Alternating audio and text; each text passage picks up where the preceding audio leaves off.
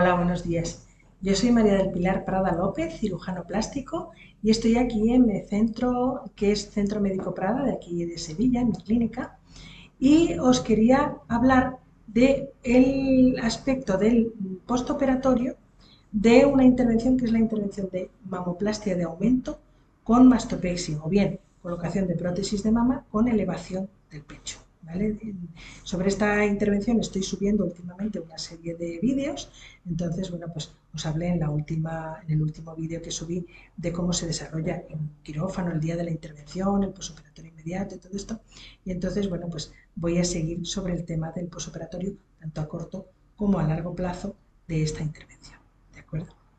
Entonces, me quedé en el vídeo anterior contándoos que cuando se termina la intervención, en el mismo quirófano se despierta una. Es decir, que ya se sale despierta de quirófano con los apósitos puestos y con un sujetador, que el sujetador, pues os comenté que había que comprarlo y llevarlo a la clínica el día de la intervención, y yo coloco ese sujetador encima de los apósitos, ¿de acuerdo? Se pasa un ratito a la sala de despertar y después ya se va a la habitación. Os cuento esto muy breve porque ya lo conté en el vídeo anterior. Entonces, en principio, el alta podría ser el mismo día por la tarde-noche, que yo normalmente voy a ver a las pacientes a última hora de la tarde, sobre las 8:30 y eso. Entonces, en función de cómo se esté, se puede ir a una para casa el mismo día o bien al día siguiente por la mañana. Entonces, se va una con un informe de alta, con unas recetas de medicamentos para que hay que tomar en casa, que básicamente consisten en un antibiótico y unos calmantes el antibiótico es preventivo, eso se toma durante una semana, que es como protocolo, y luego pues unos calmantes que eso ya va en función de la necesidad que haya al principio. Habrá que tomarlos los dos alternos cada 4 horas y tal, pero luego ya pues con el paso de los días se va encontrando mejor, se pueden ir espaciando los calmantes, dejando uno, después el otro y eso. Y también un relajante muscular, que es el diazepam o Valium, que se toma durante unos cuantos días, más que nada porque relaja el músculo pectoral, que es donde debajo del músculo va alojada la prótesis, entonces para que el músculo esté lo más relajado posible y no de molestias, pues para eso viene bien el relajante muscular, ¿de acuerdo? Entonces, bueno, pues también se toma durante unos cuantos días y después se suspende. La primera cura posoperatoria se hace a los 2-3 días de la intervención, más bien a los 3 días. Entonces, antes de eso, están los apósitos puestos, está el sujetador, se puede lavar más o menos por partes, pero el vendaje no hay que mojarlo. Los apósitos que están puestos no deben quedarse húmedos para que no se quede la humedad en contacto con las suturas. ¿De acuerdo? Entonces hay que organizarse para no mojar esa zona, y cuando hacemos la primera cura aquí en la consulta, básicamente lo que hacemos es quitar esos apósitos y ponemos un poquito de desinfectante y eso, y dejamos nada más que yo dejo unas gasitas sujetas con el mismo sujetador. Que ese sujetador es el modelo de sujetador, ese u otro parecido, pues el que habría que utilizar durante el primer mes después de la intervención. Más que nada porque es lo más cómodo que hay, no lleva aros que se puedan clavar y molestar y todo eso.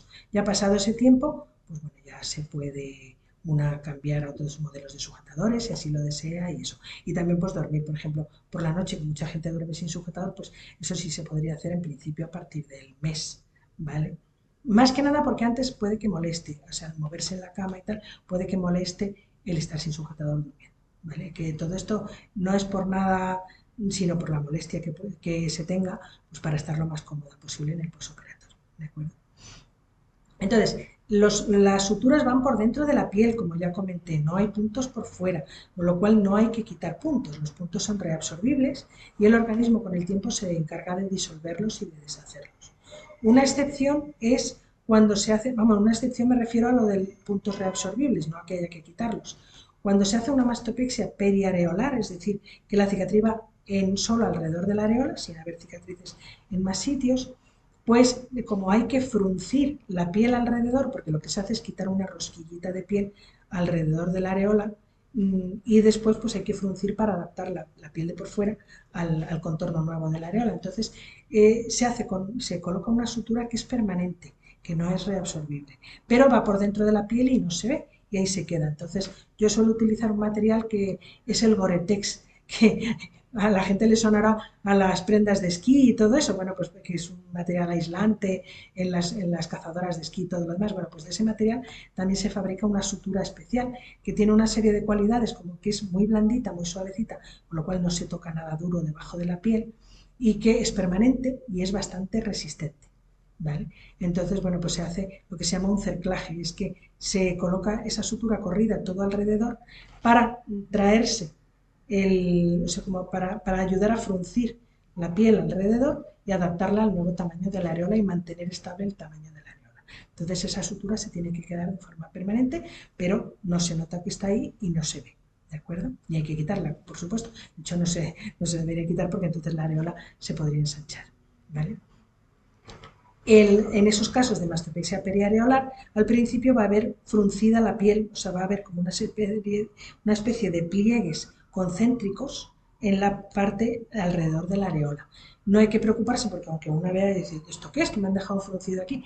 Eso en nada de días, rápidamente, los fruncidos se alisan y desaparecen. La piel es así, se adapta y desaparece el fruncido. ¿Vale? Y solamente queda la cicatriz alrededor de la areola. En los casos que se hacen mastopexias de otro tipo, es decir, la mastopexia en T o en ancla, o bien la mastopexia vertical, pues no se utiliza, no se hace ese fruncido y no hay que utilizar el punto de Goretex no reabsorbible, sino que ya todas las suturas serían reabsorbibles y el organismo las hace desaparecer al cabo de un tiempo. Por eso, a partir de la primera cura, que lo que se hace es levantar los apósitos y sustituirlos por gasitas sueltas, sujetas con el propio sujetador, ya las siguientes revisiones que vamos a hacer es simplemente ir evaluando cómo va la cicatriz, cómo va la forma del pecho, que también cambia mucho, cómo se desarrolla el posoperatorio, pero ya no hay, en realidad no hay que hacerle nada físicamente a la intervención. Después de esa primera cura, en que ya no se dejan apósitos pegados, ya se puede duchar una en casa perfectamente. Entonces, para hacer eso es pues quitarse el sujetador, quitarse las gasitas, poner el agua de la ducha en posición de aire, perdón, de agua templadita, no demasiado caliente, porque el calor lo que hace es que aumenta las inflamaciones de las zonas operadas, entonces eso no nos interesa. Hombre, ahora que estamos en invierno tampoco va a ser fría el agua, pero templadita, ¿vale? No demasiado caliente. Entonces, que caiga el agua sobre, ahí sí que ya no importa porque ya no hay nada pegado que se vaya a quedar húmedo después, sino que le puede caer el agua. Lo que no conviene, eso sí, es meterse en la bañera y estar en remojo bastante tiempo, ahora al principio, porque las cicatrices están recientes y ahí se podrían afectar y ablandar la piel y no cicatrizar bien. Pero el que le caiga el agua durante unos breves minutos y que luego se va pues el agua se va a ir y todo eso, no hay ningún problema porque le caiga una cicatriz, siempre y cuando después se seque muy bien y todo esto, ¿de acuerdo? Entonces, cuando uno sale, se seca así a toquecitos, con gasitas, se pone desinfectante, que puede ser betadine o clorexidina, lo que uno tenga en casa, se ponen nuevas gasitas limpias y ya sujetas con el mismo sujetador. Y eso ya se puede hacer todos los días a partir del momento de la primera cura. Al principio puede haber alguna zona de la cicatriz, pues que incluso pueda manchar un poquito, pueda estar un poquito fresca. Son especialmente sensibles para eso las zonas de unión entre dos suturas. Por ejemplo, en las cicatrices que son en T invertida o en ancla, pues puede que manche un poquito la zona que hay de la unión de la cicatriz de la areola con la cicatriz vertical, o bien de la unión de la cicatriz vertical con la cicatriz horizontal que hay debajo del pecho. Esas zonas a veces puede pues, abrirse un poquito, manchar un poquito, no hay que hacerle nada, es decir, que en esos casos solamente es poner un poquito de betadine de desinfectante, mantenerlo bien desinfectado y en nada de tiempo deja de manchar y se cierre, tenerle sus gasitas para tenerlo bien aislado y ya está. ¿De acuerdo? Pero vamos, que eso es bastante frecuente que ocurra, no hay que asustarse, que forma parte prácticamente casi del proceso normal de esta intervención. Con el paso de los días ya las cicatrices van madurando, se van poniendo ya más cerraditas, más sólidas y entonces, bueno, pues ya empiezan su proceso de maduración, que al principio estarán durante un tiempo bastante rosas, de un color bastante intenso, con lo cual, como comentaba en vídeos anteriores, pues se notarán más, pero luego con el tiempo ya van perdiendo ese color rosado y se van poniendo pues más blanquitas y hasta que cogen el mismo color de los alrededores del resto de la piel. Entonces, si la cicatrización del organismo es buena y favorable, pues bueno, la cicatriz puede quedar disimuladísima, que incluso apenas verse. Cuanto más tiempo pase y más madura la cicatriz, menos se nota normalmente. Es verdad que hay personas que tienen una cicatrización un poquito más dificultosa y se puede estar roja la cicatriz durante más tiempo y incluso en alguna zona podría abultarse y formar como un cordoncito. Bueno, eso lo vamos viendo en las revisiones del posoperatorio y si hiciera falta pues se pueden utilizar algunos parches que hay que venden en la farmacia pues para conseguir que la cicatriz se aplane y madure cuanto antes. Tengo que comentar sobre este tema de los parches porque los parches de silicona que venden en la farmacia para cicatrices, en principio son para cicatrices abultadas, no para cicatrices rojas. O sea, lo que combaten no es lo rojo de la cicatriz, sino el abultamiento. Es decir, si una cicatriz está roja o rosita, pero está plana, en realidad no le haría falta usar parches. Lo digo porque me da la sensación de que se ha puesto de moda en los últimos años el utilizar los parches de forma preventiva, es decir, para que me quede bien la cicatriz, me pongo los parches. A ver, punto número uno, no se deben utilizar demasiado pronto, es decir, porque hay gente que se los pondría ya después de la primera cura. Me dicen, ¿cuándo me puedo poner los parches? Pues no, no hay que ponerlos hasta que no pase un tiempo, que puede ser a lo mejor pues un mes, mes y medio, como muy pronto. ¿Por qué? Porque los parches son de silicona y son impermeables, es decir, no transpiran. Y la piel, pues bueno, tiene su transpiración, tiene su sudoración normal. Entonces, ¿qué pasa? Que se suele acumular humedad debajo del parche, porque claro, se suda, no se evapora porque está debajo del parche que es impermeable. Entonces, si la cicatriz está demasiado fresca, que todavía está recién hecha o estaba manchando un poquito todavía en algún punto o lo que sea, pues ahí se puede, con el propio sudor del cuerpo y todo eso, se puede crear un entorno húmedo que es malo para la cicatrización. ¿Vale? Entonces, están contraindicados los parches hasta que no esté bien sellada la cicatriz y ya bien cerrado todo. Y eso, le digo, como mi consejo sería no antes del mes o el mes y medio para empezar a utilizar parches. Y yo aconsejaría que solamente se utilicen si verdaderamente se ve que hay una zona que se quiere empezar a abultar. En ese caso sí, cuanto antes se ponga para evitar que se abulte y entonces que se aplane.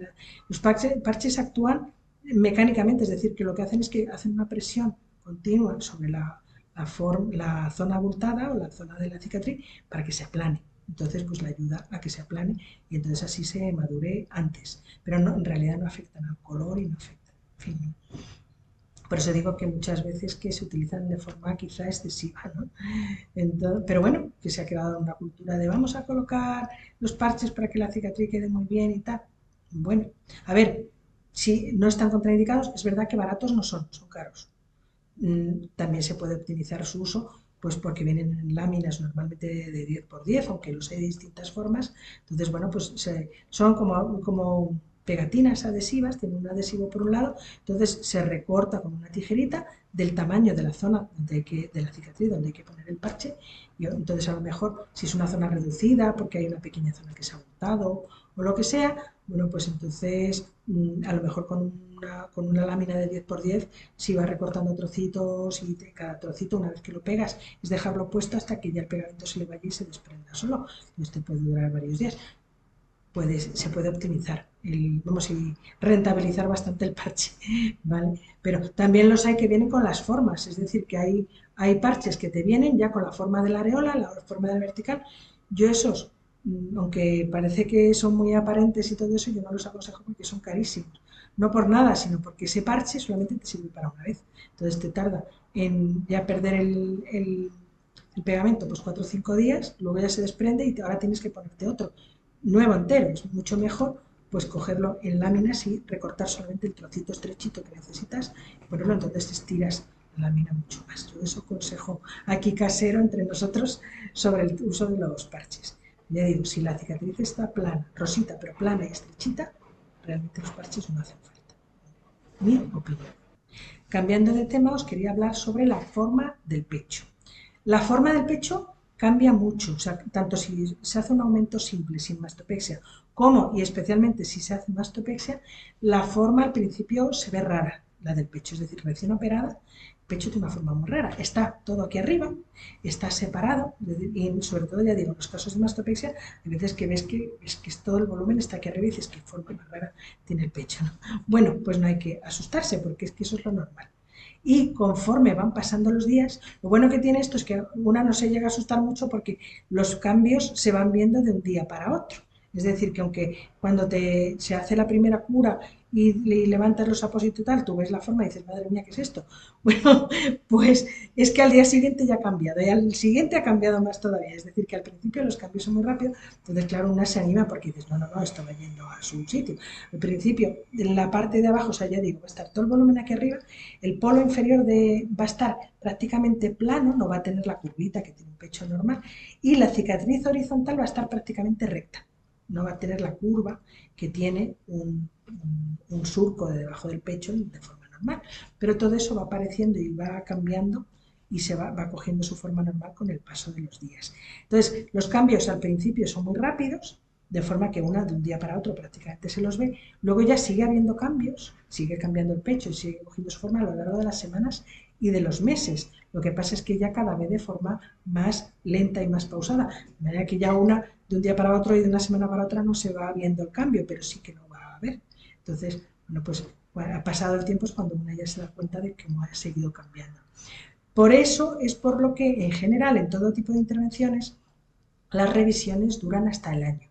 Y es porque durante el plazo de un año puede haber cambios claro, no son tan frecuentes al principio como después, es decir, al principio los cambios son más rápidos, las revisiones aquí en consulta, cuando además la cicatriz está fresca, está reciente, pues hay que estar más encima, verla con más frecuencia, entonces vamos dando cita con más frecuencia para las revisiones, luego ya a medida que va pasando el tiempo ya se van espaciando las citas y vamos viendo más a largo plazo para poder ver los cambios entre una revisión y otra. ¿De acuerdo? Y la última revisión en principio sería la del año, en que ya evaluamos el resultado final, hacemos las fotos de posoperatorio para poder comparar. No lo he comentado, pero siempre se hacen fotos antes de la intervención del caso, de frente de varios perfiles, y fotos de después ya al pasado un año, para poder comparar el resultado de la intervención antes y después.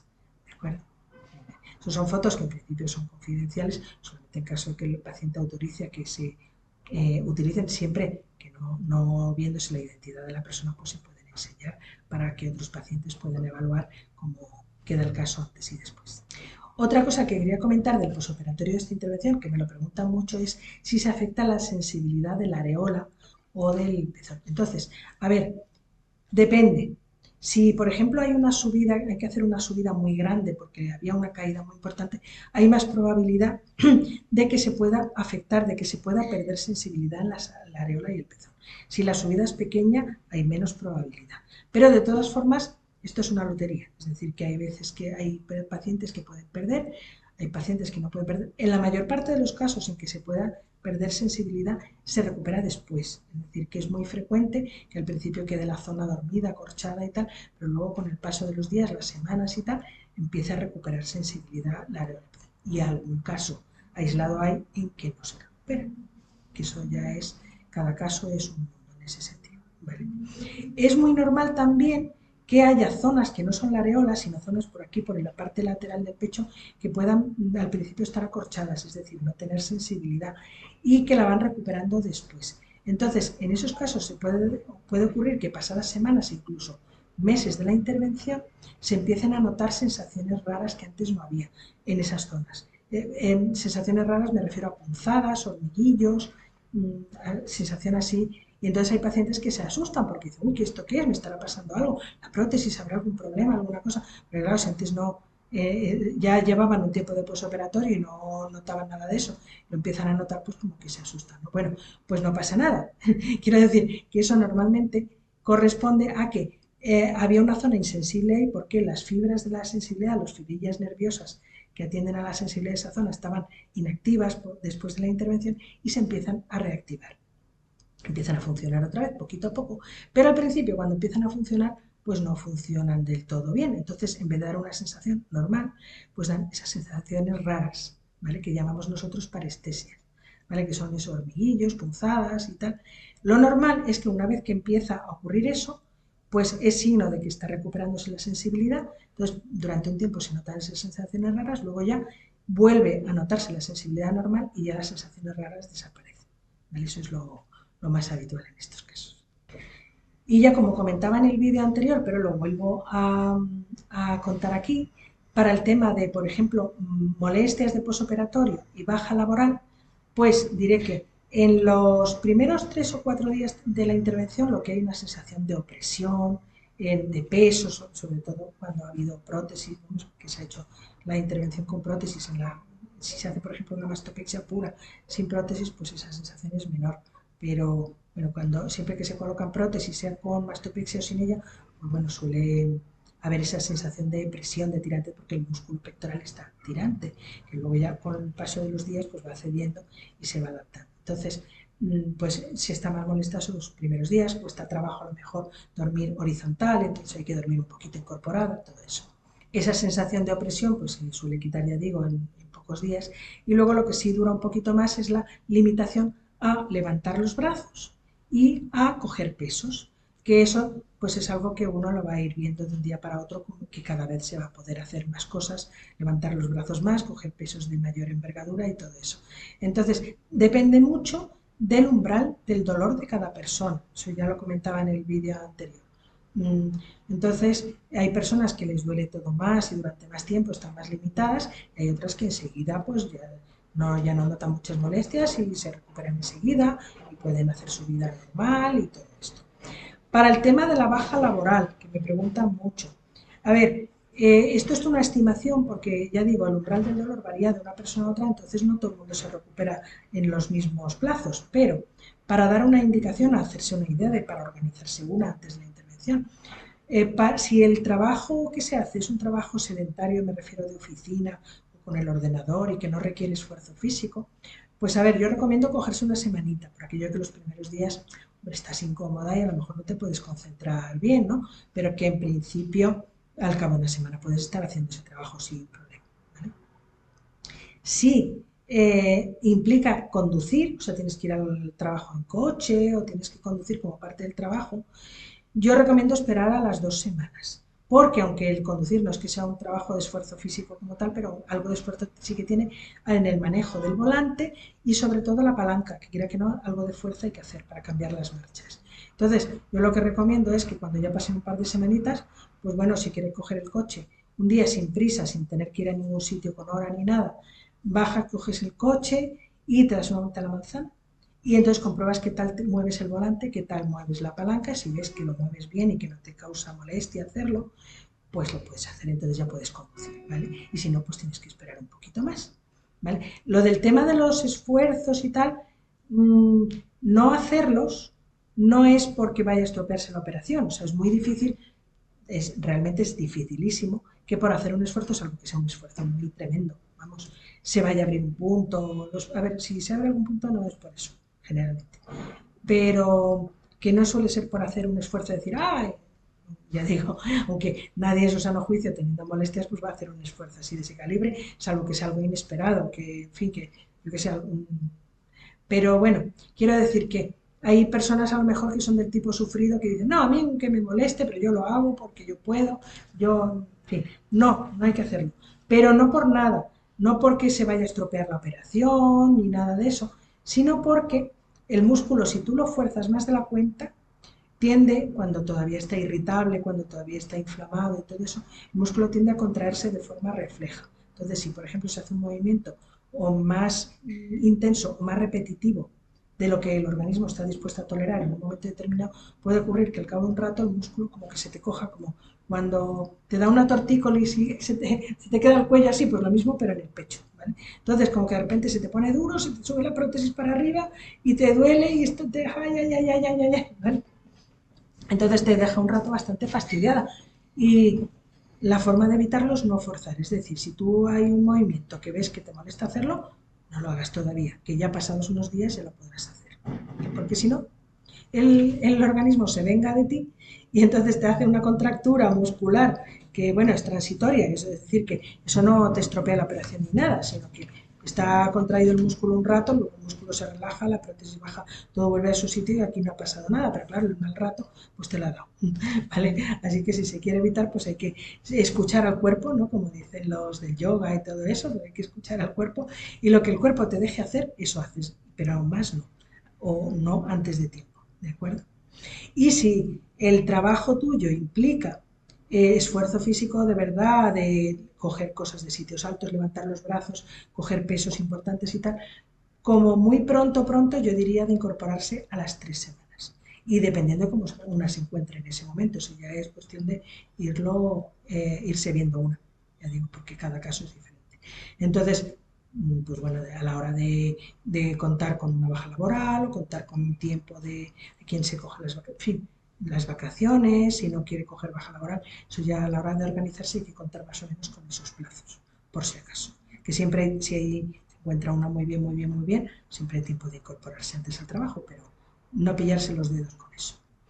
Bueno, y yo creo que más o menos ya he tocado todos los temas importantes, que algunos se me habrá quedado, pero bueno, si no, si tenéis alguna duda, yo como siempre digo, en consulta me podéis consultar todo lo que queráis y yo bueno, pues eso, si cogéis una cita, venís y nos vemos aquí en persona, pues yo evalúo vuestro caso, os digo qué tipo de intervención estaría indicada en vuestro caso y cómo habría que hacerlo, y os explico ya las dudas que tengáis de forma personalizada. ¿De acuerdo? Entonces, para coger una cita, si queréis, lo único que tenéis que hacer es llamar al teléfono 954 53 37 53, que es el teléfono de aquí de la consulta, o bien al móvil de mi secretaria Gema, que es el 608 008 529. En cualquiera de los dos teléfonos, mi secretaria Gema os va a coger la llamada, os puede dar información de dudas que tengáis y os puede dar una cita conmigo si queréis para que nos veamos aquí en persona en la consulta. ¿Vale? Y nada, me despido de vosotros, os deseo felices fiestas, feliz Navidad, feliz Año Nuevo, que ahora va a entrar, y ya nos vemos. Vamos, no sé si este vídeo lo publicaré, ahora lo estoy grabando antes de las fiestas, pero no sé si me tocará publicarlo antes o ya después del Año Nuevo. En cualquier caso, os deseo lo mejor para el año que entra. ¿De acuerdo? Pues nada, hasta pronto.